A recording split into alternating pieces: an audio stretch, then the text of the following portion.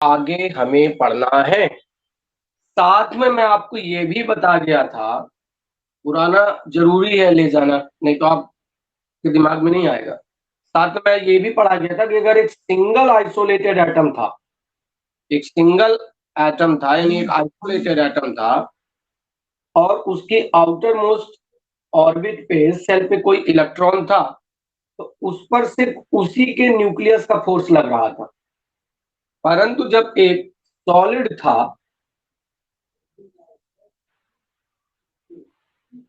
एक सॉलिड था, तो उसके इलेक्ट्रॉन पर, मान लीजिए ये मैंने इलेक्ट्रॉन बना दिए, मैं बता गया था, आप खुद सोचिए कि जब एक ही इलेक्ट्रॉन है, मान लीजिए ये एक इलेक्ट्रॉन है, एक इलेक्ट्रॉन, और इस पर दो न्यूक्लियस का इफेक्ट पड़ रहा है, दो न्यूक्लियस का इन्फ्लुएंस पड़ रहा है, दो न्यूक्लियस का प्रभाव क्षेत्र आ रहा है। ठीक, मान लीजिए यहां से आ रहा है न्यूक्लियस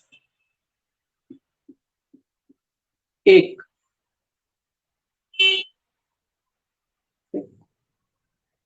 मान लीजिए यहां से आ रहा है न्यूक्लियस एक, और ये इलेक्ट्रॉन है, और यहां पर है न्यूक्लियस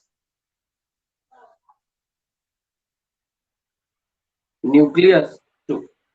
यानी अब इलेक्ट्रॉन एक ही है, परंतु दोनों न्यूक्लियस को उसके इफेक्ट पड़ रहा है, तो अब इस इलेक्ट्रॉन की जो एनर्जी होगी वो क्या कर जाएगी, डिस्ट्रीब्यूट हो जाएगी, मतलब बढ़ जाएगी। ठीक है, इसकी जो इलेक्ट्रॉन की जो एनर्जी है वो अब क्या है, अभी तक क्या हो रहा था, आइसोलेटेड एटम में एक इलेक्ट्रॉन का सिर्फ लग रहा था फोर्स, एक इलेक्ट्रॉन के न्यूक्लियस का फोर्स लग रहा था। बट अब क्या हो रहा है, इस आइसोलेटेड एटम की जगह हमने जब सॉलिड बनाया, तो सॉलिड के केस में हमने देखा कि एक ही इलेक्ट्रॉन पे एक से अधिक न्यूक्लियस के इन्फ्लुएंस आ रहे हैं, यानी अब इस इलेक्ट्रॉन की एनर्जी क्या कर जाएगी, स्प्लिट कर जाएगी। इस इलेक्ट्रॉन की जो एनर्जी है वो क्या कर जाएगी, स्प्लिट कर जाएगी। ठीक है, इस स्प्लिट का मीनिंग होता है बंट जाना। ठीक, तो जैसे ही इस इलेक्ट्रॉन पे एक से अधिक एटम के न्यूक्लियस का इन्फ्लुएंस आएगा, तो इस इलेक्ट्रॉन की जो एनर्जी है वो स्प्लिट कर जाएगी, और इस एनर्जी के स्प्लिट होने के बाद ये जो ग्राफ है वो ग्राफ कुछ इस तरीके से रिप्रेजेंट होगा, जैसे कि मैं आपको नीचे दिखा रहा हूं, खाली है। ठीक, ये सब चीजें आपको बता चुका हूं। तो देखिए अब क्या होने वाला है, जैसे ही एक इलेक्ट्रॉन पे एक से अधिक एटम के न्यूक्लियस का इन्फ्लुएंस आता है, तो उस इलेक्ट्रॉन की जो एनर्जी है वो स्प्लिट कर जाती है। तो देखिए ये तो पूरा फिल है, यहां पर अगर कोई इलेक्ट्रॉन रिप्रेजेंट रहा होगा, इस जगह पे कोई इलेक्ट्रॉन फुट रहा होगा, तो वो तो फिल है। ठीक, खाली इस जगह का इलेक्ट्रॉन था, क्योंकि इस वाले इलेक्ट्रॉन को क्या करना था, शेयरिंग करनी थी अपने पास वाले एटम के साथ करके। तो मान लीजिए इसकी जो एनर्जी है वो अब क्या कर रही है, एक से अधिक न्यूक्लियस के प्रभाव क्षेत्र में आने के कारण इस इलेक्ट्रॉन की एनर्जी स्प्लिट कर रही है। तो स्प्लिट का मतलब होता है क्या कर जाएगी, कई हिस्सों में बढ़ जाएगी, मतलब यहां आ सकती है, यहां आ सकती है, यहां जा सकती है, यहां जा सकती है, यहां जा सकती है, यहां जा सकती है, यानी कुछ कम हो सकती है, ज्यादा भी हो सकती है। जिस न्यूक्लियस की तरफ से फोर्स ज्यादा लगेगा, उस एक इलेक्ट्रॉन पे एक से अधिक न्यूक्लियस का इन्फ्लुएंस आता है, उस इलेक्ट्रॉन की जो एनर्जी है वो स्प्लिट कर जाएगी, बढ़ जाएगी। ठीक है, इतनी बात सबको समझ में आई कि नहीं आई, ये मैंने स्प्लिट कर दी। अब सुनना है बेटा, जैसे ही एक इलेक्ट्रॉन पर एक से अधिक न्यूक्लियस का इन्फ्लुएंस आता है और उस इलेक्ट्रॉन की एनर्जी स्प्लिट कर जाती है, जैसे कि इस फिगर में मैंने दिखाया है, बस इस स्प्लिट ऑफ एनर्जी को ही हम लोग बैंड बोलते हैं। बात समझ में आ गई है, इस स्प्लिट ऑफ एनर्जी को ही हम लोग रेंज ऑफ एनर्जी बन गई, मतलब क्या होगा